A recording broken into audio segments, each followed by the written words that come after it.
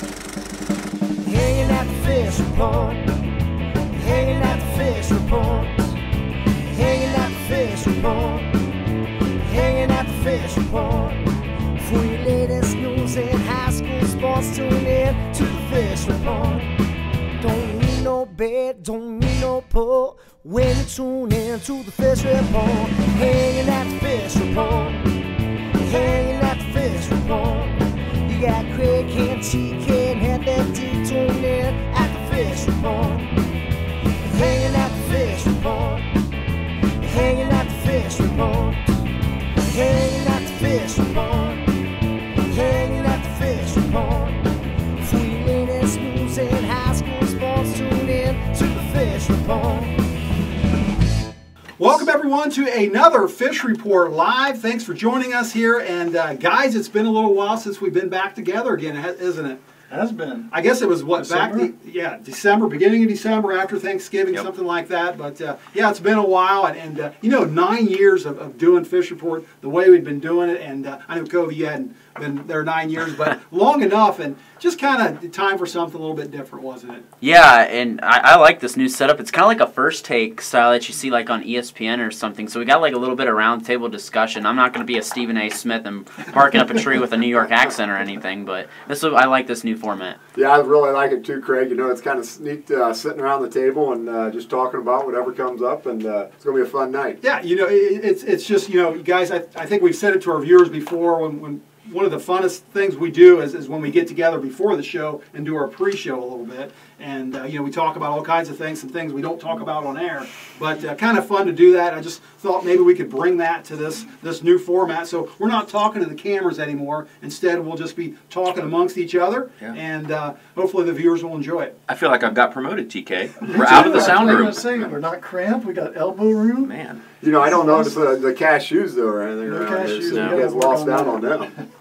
Well, one thing that'll be a little different is we're not, you know, we used to do the interviews. Those people like those so much, talking to athletes, coaches, media people. Not doing that right now. Maybe eventually we'll get into that and start talking to maybe some media folks and maybe some athletes. But for right now, we'll just talk amongst ourselves, and lots to talk about. Again, haven't been together for 2-3 months, and I think the last time we were probably all together, we don't see each other as much anymore either. You know, got some guys that have kind of got kids out of the system now, or you know, not playing sports. But I think the last time we were together was probably your daughter Claire's wedding, which is what, 2 weeks ago? Yeah. I don't know if you made the cut for that. No. The rest of us, but what a fun wedding, I guess. You know, one of the larger weddings I've ever been to. That's for sure. It's a good time. Yeah.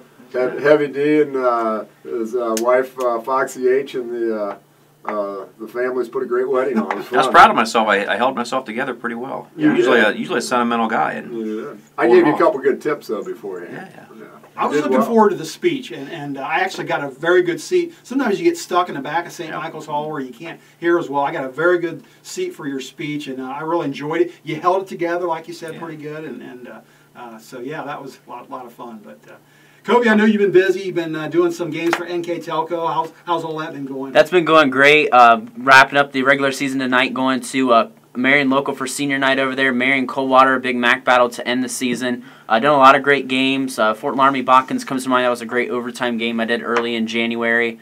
Done a couple Marion girls games, New Bremen girls. So just many different teams getting to see out there. Saw Anna boys. They've been the best boys team by far in the area this year. I think no one can deny that. Haven't got to see Fort Laramie girls a couple times. No doubt they're the best girls team in the area.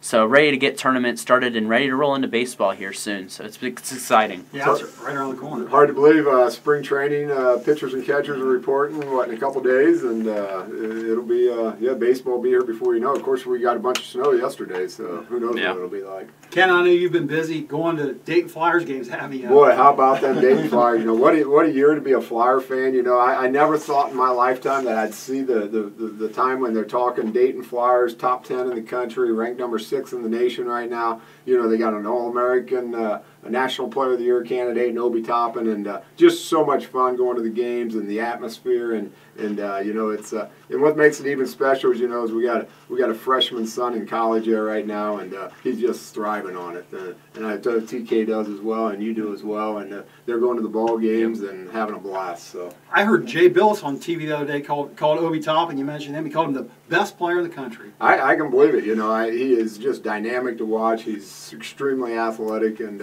he's brought a lot of excitement to the Dayton area. And Anthony Grant quietly has done this absolutely awesome job. He's also in the running for Coach of the Year. Yeah, a lot of people are starting to say his name. Wow. So That'd be incredible. yeah, somebody just, he doesn't seem to say a lot, but he gets what he needs out of the players, and they're doing awesome. How's the coach, the old coach that moved to IU? How's he doing? He's Sitting on the a bubble. little bit. They can have him. We wanted him back at first, but those Hoosiers can keep him. Purdue over there. took him at home the other day. Yeah. What do you think of that, Kobe? Yeah, coming from like a Xavier Ohio State perspective, I mean, it's amazing to see what Anthony Grant's done. I mean, you look at the first 2 years and you think, oh, a little skeptical. You know, Dayton's missed the tournament. They've been on this run for so long for a while, and you're kind of thinking, you know, what's Anthony Grant going to get going? Well, this year he's finally got his recruits in. He's got his system running. He's got the players he needs, and Obi Toppin has just been captivating the nation. I mean, you just look at that athleticism. You don't see that in the A10. You see that at places like Duke, North Carolina, Kentucky, Villanova, but you don't see it at Dayton that often, and it's captivating the country. One of the best mid-major programs in the country, right up there with San Diego State and Gonzaga. This is a team that definitely has Final Four potential and could certainly win the national championship, but we know how crazy March can be. We know how crazy the year's been with so many teams changing up at the top that you can never know what happens. So Dayton's got as good of a shot as anyone to make a run. You know what I think's neat about it too is when you listen to the story of Obi Toppin. You know, the guy had 0 D1 recruits out of high school. So you know, you look at the local athletes and different things like that love the game of basketball or love the game of baseball, and you just get no looks out of high school. You know, and he went on to a prep academy, and you know, he's going to be a top 5 pick in the NBA draft, and he's going to make a fine living playing professional basketball. I can promise you that. And he's got the tattoos ready to go for the NBA. He is tatted up. You know, one thing I find interesting, guys, sometimes I hear people give Dayton a little bit of a hard time for their strength of schedule. But you mentioned Gonzaga, and their strength of schedule is probably similar to Dayton's. But those two teams are top 6 in the country right now. They're right where they want to be. And yeah, they got the best player in the country, and I guess that's just people trying to pick on the Flyers for something, but gosh, they're right where they want to be, aren't they? Yeah, you know, and they took Kansas into overtime, and you know, they beat some of the Power 5 conference schools early in the season, and the Atlantic 10's strong this year. You know, I'd put that conference up against a lot of the Power 5 conferences this year, especially the teams near the top. Maybe not from top to bottom, they're not as strong, but I think the top 4 or 5 teams of the Atlantic 10 are extremely good this year. Yeah, they're talking about 4 teams from the A10 possibly making the tournament, so you can't argue with that. Right. Yeah, I know you put the A10 up there with a conference similar to like the American Conference. It's a solid conference. I don't think it's a conference you can dog on or anything. It's a very solid conference where you see the VCUs and the Davidsons and those teams that have been in the NCAA tournament in the past. It's a very strong conference, and you know, some people, like, you see Dayton, if they keep having the success, you want to keep budging Dayton to move to the Big East. But we'll see, you know, UConn's moving back to the Big East now. The Big East is going to a 20-game conference schedule, so it's going to be harder to even get Dayton in the Big East now. But I don't think there's any right to dog on either Dayton or Gonzaga. They both schedule strong out of conferences. I mean, Dayton flew to Maui this year, and Maui had, you know, Virginia Tech, Michigan State, Kansas, and so on. So you can't dog the Flyers for their strength of schedule. They did beat a solid Rhode Island team that is projected to be in the tournament by 14 at home. So, yeah, Dayton's putting together a great year, and their 2 losses at home to Colorado in overtime, a team that's projected to be in the field, and they lost to Kansas in overtime. So why would you dog the Flyers? If you go 22-2, you're doing something right. So we all been busy watching the Dayton Flyers. That's a fact. And TK, I know you've been busy yourself watching your daughter run little circles and indoor, and that's all coming to an end for you. Yeah, here shortly. She got indoor and then some outdoor season. Yeah, indoor season. I think there's maybe 3 weeks left. They go to Kent State and maybe another weekend there or 2, and then they finish up at Youngstown for the Horizon League Championship. So that's been fun. What she really wants to do is get outdoor and do the outdoor track. Her love right now is the steeplechase. Everything's focused on that. So that's a lot of fun. We're inside at least. We're staying warm. A couple more weeks or a month or so, we'll be outside. We'll be cold again. So, but it's fun. Go ahead. So the Horizon League Championship is yellow Yellow Springs, you said this year? Youngstown. Youngstown. Okay, a little different there. All right. Yeah, I take it you and Dee are heading up for that? We might head up for that for the big weekend. You know, it's funny you talked about the steeplechase, you know, and you know, two local girls, Molly and Emily Borchers, of course, do very well in that steeplechase. And it must be that nice steeplechase course that we've got here in Russia that they run on. You know, I don't know if they practice jumping over the Russia Creek or maybe through some mud puddles or how they do that, but both have been very successful in that event. Well, listen, guys, I've been staying busy, and with some of you guys, your assistants too, doing basketball games, calling girls and boys high school basketball games, mainly for the Russia Raiders, whoever they happen to play. Been a lot of fun doing that.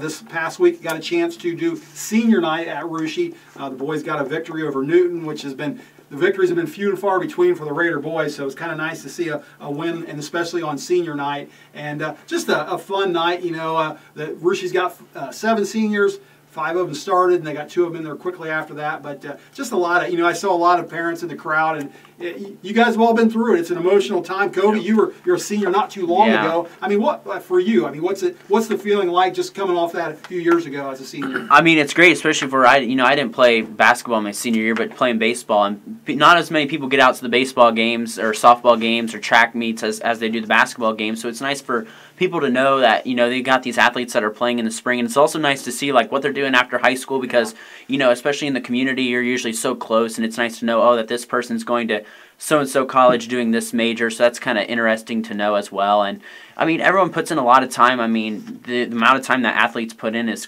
crazy, I mean, across all sports, and it's nice to get recognized for that, for all the dedication you've put in the program. You guys, being parents too, you're not that far removed from seeing seniors out there on the floor, and it's emotional for the parents as well, isn't it? Yeah, I was actually talking to one of the dads, and somebody came up to him and said, "Hey, congratulations, you got your youngest through senior night." He goes, "It must be a good feeling." He goes, "Yeah, not really. I'm really gonna miss this." And I think I can remember going through it with three of our kids. We've got one left, fortunately, before we're done, and it's a big day for the kids, and it's a little bittersweet for the parents. Yeah, I can remember those, you know, going through it with 4 of them as well, and you know, I think it's neat because of all the memories that you've created. You know, you can go clear back to 3rd grade, 4th grade ball tournaments and this, and the fun times that you had, not only with the kids but as much with their parents, because you kind of tend to run around with parents who you may not have really knew that well growing up, but as your kids grew older, you became closer and closer to those parents and his group of friends. So, you know, the good times were the old ball tournaments and going to Bud's afterwards for pizza and you know, sitting through the basketball games and the track meets and the cross country meets and the baseball games. And so, yeah, a lot of great memories, Craig, for not only the students but also the parents as well. Yeah, good point, Ken. It might be a fair assessment that if it wasn't for all of our kids being the same age, except for Kobe's kids, that we might not be sitting here today. That's right. You know? Yeah, a lot of fun, that's for sure. Like I said, seeing the parents and seeing the athletes out there, and like you said, Kobe, all the athletes were recognized: baseball, track, cross country, volleyball, all the sports, and just kind of neat to see some of the kids. You don't get a chance to see bowlers. You know, we don't see bowlers very often, so kind of neat to see all that. So, well, let's talk about, guys. Let's talk about what's going on now, and some 3 games coming up in the SCAL tonight, Friday night. You know, we like talking SCAL, of course, and we'll talk about other conferences as we go on and do some of this, these shows like this. But coming up tonight, I just want to talk about the 3 games. And, you know, one team does have the night off. That's Anna has the night off, but Russia Houston play tonight. Russia, as I just said a little bit ago, kind of struggling this year, struggling a lot. They do have a little bit of a winning thing going on now. 2 wins in a row. They got a chance to tie their longest winning streak of the night tonight if they can beat Houston. Does this make any difference, guys? I mean, they're you know, is it going to make a difference to win 3? They got Marion Local coming up tomorrow. That's going to be a tough one, of course, even though the Flyers are kind of down this year. But what kind of difference does it make, maybe from a mental standpoint? I think going into the tournament, you need to take Houston and you need to give Marion a good showing. And who knows what's going to happen in tournament, right? With Jackson Center, we'll give them a tough game. You know, we get hot and we got probably more players coming off the bench, more depth. You never know what might happen. You know, I think, I think it's big, Craig. You know, I think Russia seriously could end the season on 4 consecutive wins. You know, they got their 2nd win in a row the other night against Newton. They got Houston tonight, and they got Marion Local tomorrow night, who is a very beatable team as well. So, you know, you go into a tournament with 4 straight wins, absolutely. You know, I don't care who you beat, whether those teams are talented or not that talented. You're still going to go into probably playing the number 1 seed Jackson Center Tigers. And believe me, Coach Scott Elkert and his Tigers, seeing Ruschi out there on the bye waiting for them is probably not the exact team he wanted to see, because Ruschi's capable. They got a lot of seniors. They got an extremely talented senior in Mason Dayport, who on any given night can go off for 25 to 30 points. And if he does that against a team like Jackson Center, they're in trouble. Yeah, you look at the Raiders, really just they've done a little better than some people expected. They beat some teams that some people didn't expect, and maybe Botkins and Arcanum.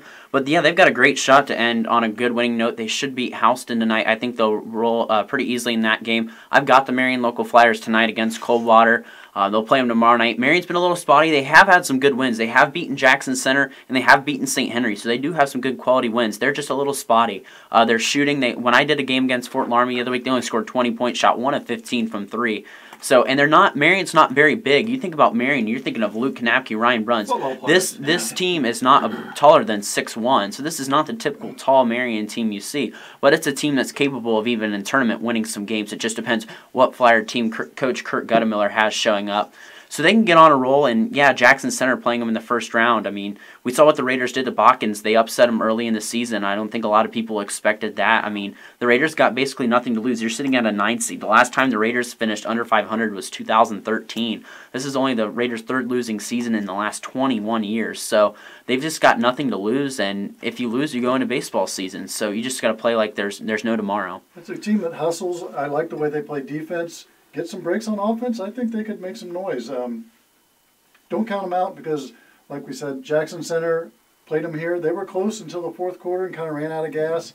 They didn't run out of gas against Botkins early in the season. If they can keep that up, focus on stuff like that, get a couple breaks on offense, they can make some noise. And the big thing you're going to have to answer if you're the Raiders is Aiden Reichert. Now, this kid's just blossomed into a star. You could see it coming his freshman and sophomore year, but this kid is just a monster on the inside, taking over. I think he'll be the player of the year next year. I think he'll go to Bart Bixler this year for Anna, being the league champs and everything. But this kid is a star. You could just tell it through his younger underclassmen years, how he just got in that Jackson Center system. And Scott Elker's just like the best coach in the area. I mean, you can give him 5 players of any caliber level, and he's going to pull out a winning record. He's going to be able to make at least the sectional finals, if not the districts or regionals. I have seen him put together some teams that you maybe thought weren't the best, and he's pulled them into a regional final team, if not maybe even the state tournament. Well, let's talk about that. So that brings us to our next game. We got Fairlawn at Jackson Center. The Tigers actually lost back-to-back overtime games last week on Friday and Saturday. Saturday night to Columbus Grove, who's the number 1 ranked team in Ohio right now.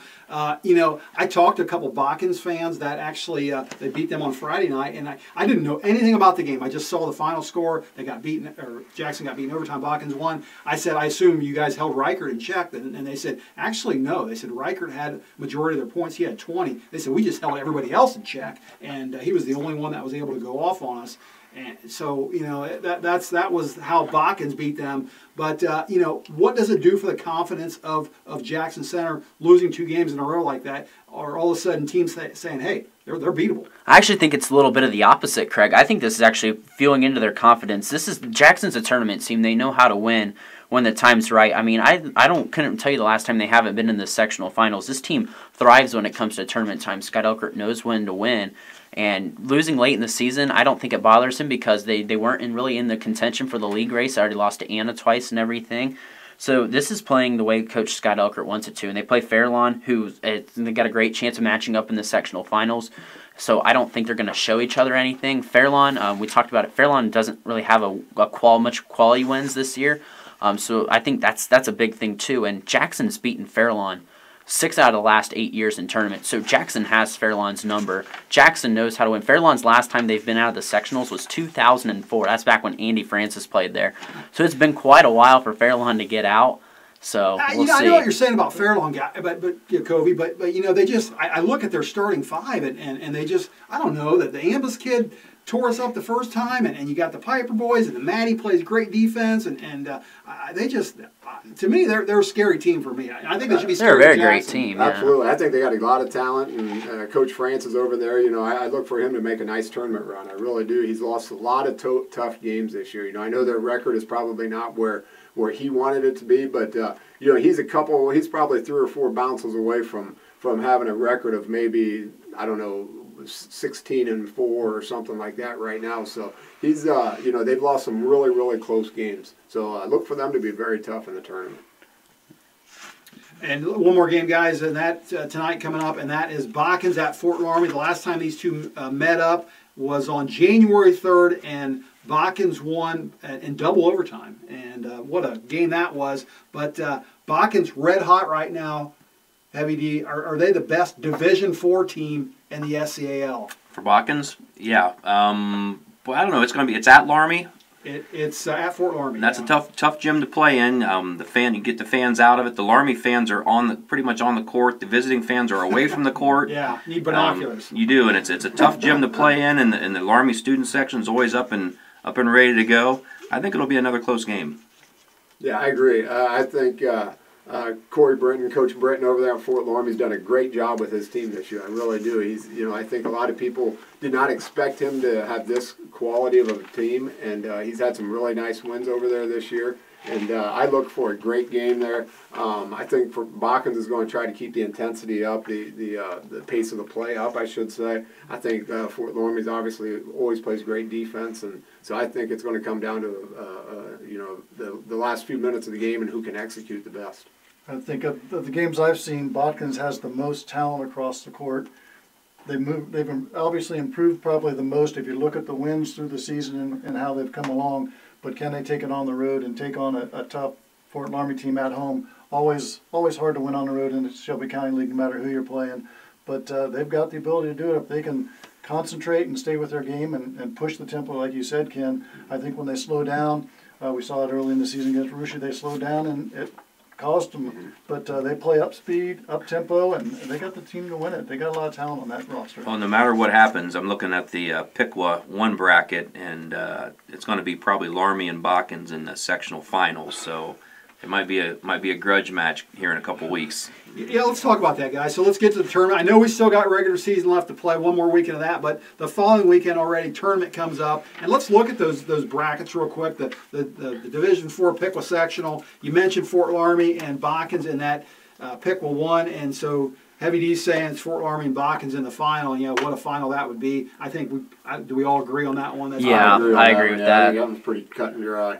Well, the winner of that sectional is actually going to play, looks like, Taylor 2, which is probably going to be a matchup, I'm going to guess, with who's got the best record in there. New Miami, yeah. So we won't look that far ahead right now, but let's go down to that Piqua 2 sectional, and Rushi's in that one. We talked about the Raiders a little bit. Jackson Center's in that one. You got Farrell on there. What do you guys think on that? I think, Jackson Center, Coach Scott Elkert, the way his team plays defense and the way they execute so many possessions, I think you got to see them moving out. They're the number 1 seed for a reason. I know we talked about Rushi, but on the other hand, the Raiders, I think they're going to play Jackson Center tough, but I just don't think they got the firepower to beat a really good Jackson Center team. On the upper bracket, I see Fairlawn getting out to the finals. I really like the talent that Coach Francis has. The Piper boys, extremely talented.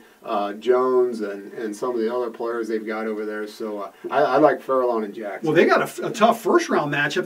They're a 4 seed. They play the number 10 seed Covington, which on paper doesn't look like that much of a matchup. But that game went to overtime the other week. It did. 60-59. It did, but I don't think it's going to this time. I think it's going to be a 15, 20-point game this time. I'd say no matter how you slice it, in two sectional final games, there's going to be 4 Shelby County teams playing for the right to move on. And what I always say about the Piqua sectional is you get 2 sectional finals. At least one of them is bound to go down to the last possession. I think which one is it going to be? Just to look back on that Botkins-Laramie matchup, I did that first matchup last month for NK Telco, and it was a double overtime game.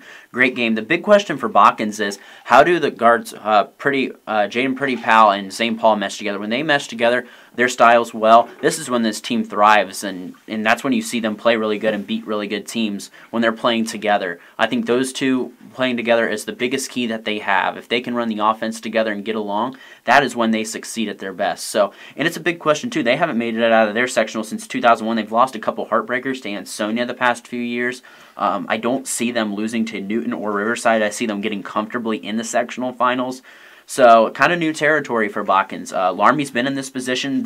Larmy's looking for their 6th straight year out of the sectionals, which would be crazy if they do get it.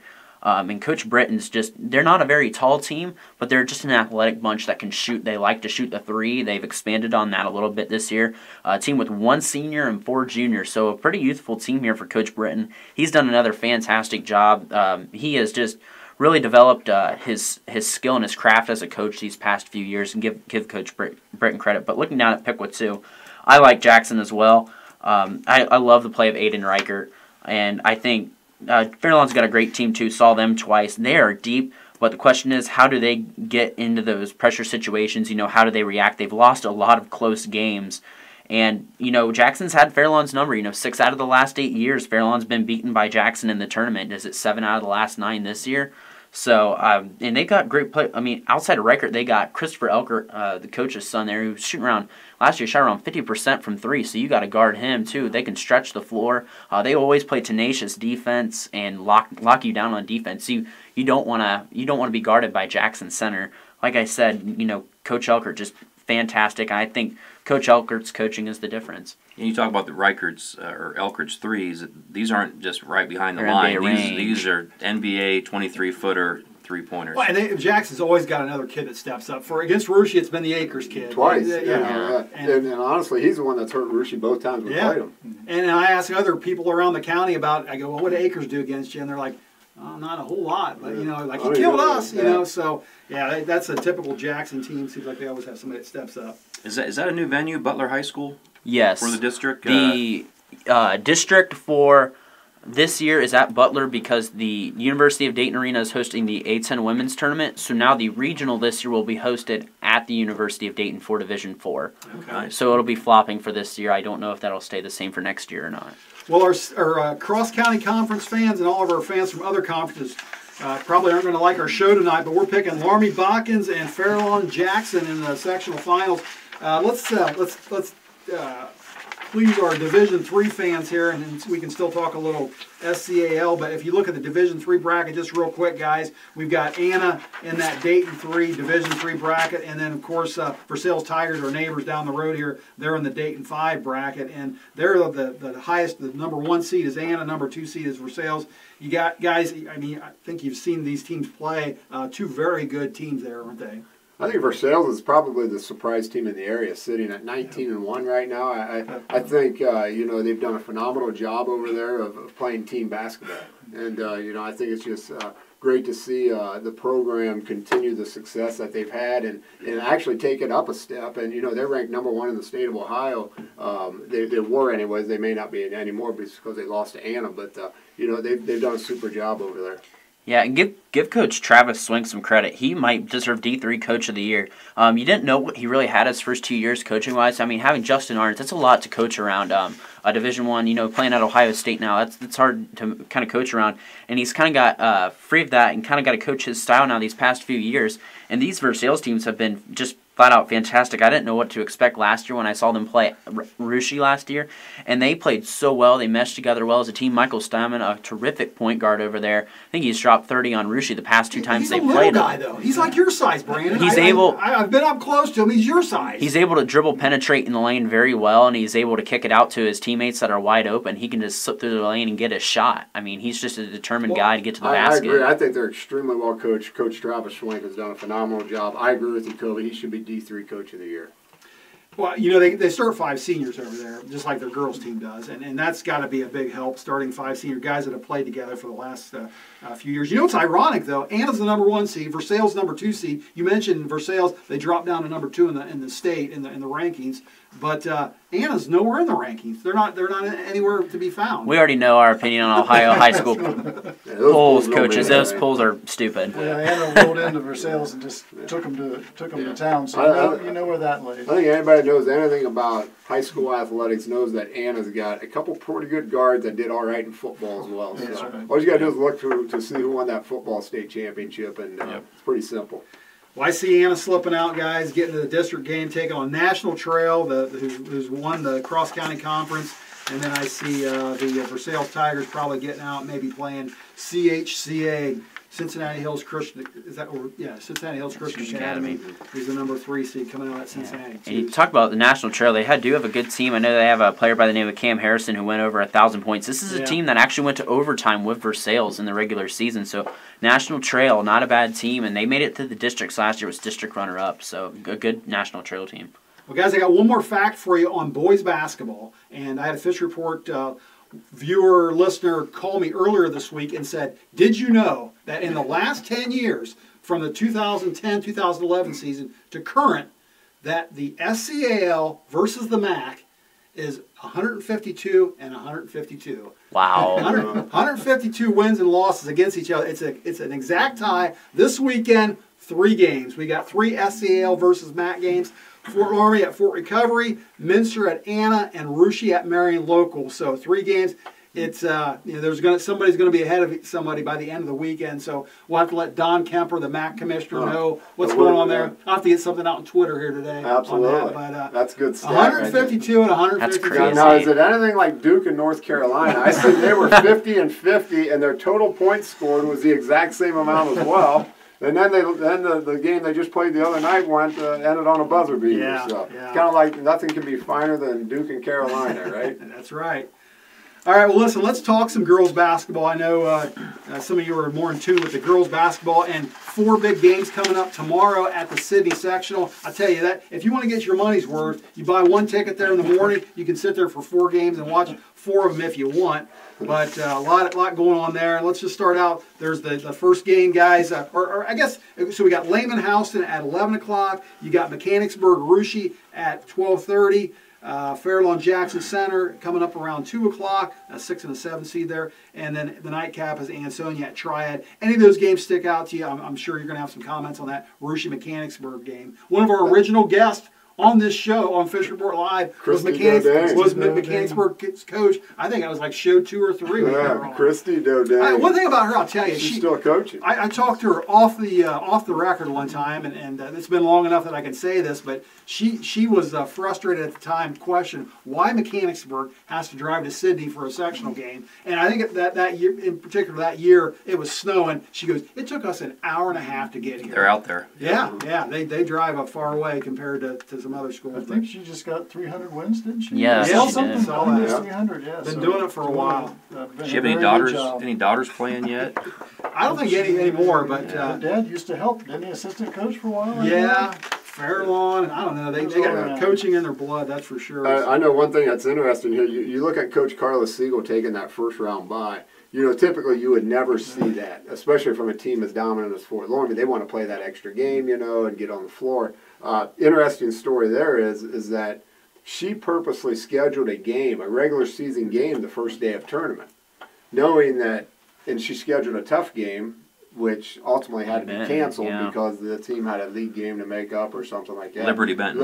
Liberty Benton, correct. So thanks, Daryl. And so it's kind of interesting to see Coach Siegel take that bye. So she wanted to play a very good Liberty Benton team on that day of opening tournament weekend. And unfortunately, Coach Siegel knows what she's doing. Obviously, she's got a terrific program, and unfortunately for that, it kind of backfired on her. I asked one of the dads from Fort Laramie today at work. I said, "Why did Laramie take a bye?" And he gave me that same story. They wanted a challenge. Otherwise, it would have been. I don't blame of no value added, right? Exactly, yeah. So Laramie plays the winner of that nightcap game, and so you try it. And on that same note, guys, I actually heard this follow-up that when the Liberty Benton game got canceled, they were looking for another game, and maybe Akron St. Vincent St. Mary's came calling and said, we'll play you. And they're like, that'd be great. And Akron St. Vincent St. Mary's is what, Division II, I think? Division II, yes. And there was some confusion or miscommunication, and they're like, you're coming down here, right? And they're like, no, you're coming up here to Akron. Yeah. They're like, we ain't coming up to Akron. And so it ended up not happening, but I think that was in the works maybe that they were going to play that game. Well, I think Coach Siegel's got enough talent. I think she could take players about number 10 through 17 and just form their own team right there and play players 1 through 9 and probably be a pretty good game. So yeah, that's it's going to be a lot of fun on Saturday. Like 4 good games there, and 4 teams in the waiting for the results of those games that all have byes. Bockins is waiting for the winner of that Lehman Catholic Houston game. Mississinawa wants to play the winner of Mechanicsburg Russia. Riverside waiting for the Fairlawn Jackson winner. And that should be a good game there. It's the 6 and 7 seed again. And, of course, the nightcap, that's an 11-12 seed game, waiting for Fort Army. But should be a good first. I would have to say look out for Lehman as a 4 seed. I saw them play one time. I saw them play New Bremen. New Bremen's a solid team, about 12 and 8, and they always play in the tough MAC. They only have 9 girls. They don't even have a JV game. They run a little weave action, and if they didn't go into foul trouble early in the first half, they were beating New Bremen by 14. Once they had a couple girls foul out early in the third quarter, New Bremen was able to take over and only won by about 8. But this is a Lehman team that could certainly, beat Bockins and maybe even get out of the sectional, possibly to a district. All right, guys, and let's talk a little Division III. Since we did it for the boys, let's do it for the girls. And a couple games coming up at Covington, and the Versailles Lady Tigers. As I mentioned before, the boys started 5 seniors. Like I said, the girls start 5 seniors as well. They're the number 3 seed in that Covington 1 sectional. And then you got the Anna Rockets. They're the number 1 seed in the Covington 2 sectional. Any reason either of those 2 teams won't get out of their sectionals? No, they'll all do well. I agree. I think Versailles' the senior leadership. I know they've struggled this year. They've lost a lot of tough games. But I think this is their chance now for these senior girls to prove that, hey, we are the Versailles Tigers. This is our 2nd season. We got to look at ourselves right now as we're 0-0, and let's go out and win about 5 or 6 ball games in a row here and see what we can do in a tournament run. Yep.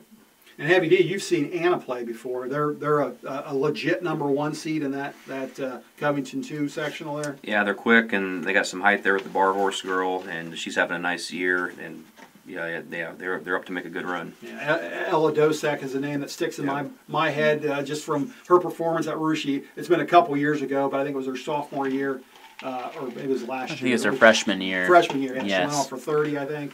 They had a bunch behind the arc, and just one heck of a player, that's for sure. So, all right, guys, great stuff. Talking SCAL girls and boys basketball, mixed a little MAC and CCC talk in there as well. So good stuff. Yeah, talked a long time there. Yeah, absolutely. So that's going to kind of wrap up our sports talk here tonight. I'm not sure what the future of FFRL holds, but this has been a lot of fun sitting here talking. Absolutely, yeah. A lot of topics. I learned a few things, and one connecting point. We talked a lot of Dayton Flyers. We talked a lot of Pickwood tournament, and Chip Hare is the connecting factor. The ex-Dayton Flyer, Chip Hare, is the tournament director at Pickwood sectionals. Yeah, so that kind of brings it all together. Been doing that for full circle. Full circle. The only thing we did talk about tonight, Heavy D, I know we always look forward to in the past 9 years was some of your commentary, but no Nancy Pelosi or nothing. No politics. No, I've been keeping an eye on it, and they went through New Hampshire and Iowa, and they couldn't get the vote straight in New Hampshire. Biden left early, and they go to South Carolina, and we got Super Tuesday coming up. I'm excited to watch that. Yeah. You weren't wearing your Bernie Sanders hat though, I noticed. No, I seen the odds on if you bet $100, you can win $350 on Mike. Wait, there's the odds. Oh yeah, on the, oh yeah. Mike Bloomberg. Bloomberg is 3.5 to 1 to make the Democratic nominee, and I asked my brother-in-law. I said, "What's the odds on Hillary Clinton to make it?" And they said 18 to 1. Really? Yeah. You know what really surprised me about that primary vote was Amy Klobuchar. They're calling it the Klobucharge now, that she had more votes combined than Elizabeth Warren and Joe Biden. Yep. So the Minnesota senator making a late run. Yeah. Well, you know what? Ross he's back in the sound room here today operating our cameras. He's gotten really interested in odds and lines and money lines. I said, Ross, you're too young for all that yet. I mean, you gotta get a little older, but he's taking an interest in it. So you guys are probably intrigued into maybe you could start looking at lines on politics. Yeah. Keep them away from the XFL where they run the line through the whole game and they'll be throwing money all around. The rub on the Democratic Party is you got half of them voting for Bernie and half of them Warren, Biden, and Klobuchar, and Bloomberg is going to come in late. And you got who am I missing?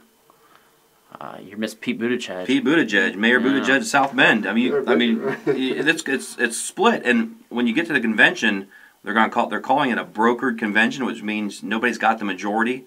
So at that point in time is where Hillary might move in and make her play, because you can when you got a brokered convention, anybody can, if you got enough muster in the crowd, you can nominate somebody, and if people start moving towards that person, they may be the nominee. Yeah. With 0 delegate votes through all the primaries. Yeah, if you're the Democrats, you want to find someone who unites the party. If your objective is to beat Trump, you got to find someone who unites the party that you can all get behind. If you stay divided like this, you're not going to be able to get your main objective and defeat Donald Trump. Whether it's Sanders, Buttigieg, Biden, Warren, whoever, you need to stick behind that candidate and go all at it. Still over my head. If Bernie gets it, there's going to be nonstop streaming video of Venezuela and the socialist approach to governing a country. And people eating dog and garbage, and it'll be nonstop. All right, guys. Well, again, good stuff here today, and yeah, we'll talk more politics on a future show. Sound good? Sounds good to me. All right. Well, thanks for coming, guys. Thanks to our viewers for tuning in, and hope to do this again real soon. Hanging at the fish report. Hanging at the fish report. Hanging at the fish report. Hanging at the fish report. For your latest news and high school sports, tune in to the fish report. Don't need no bed, don't need no pull when you tune in to the fish report.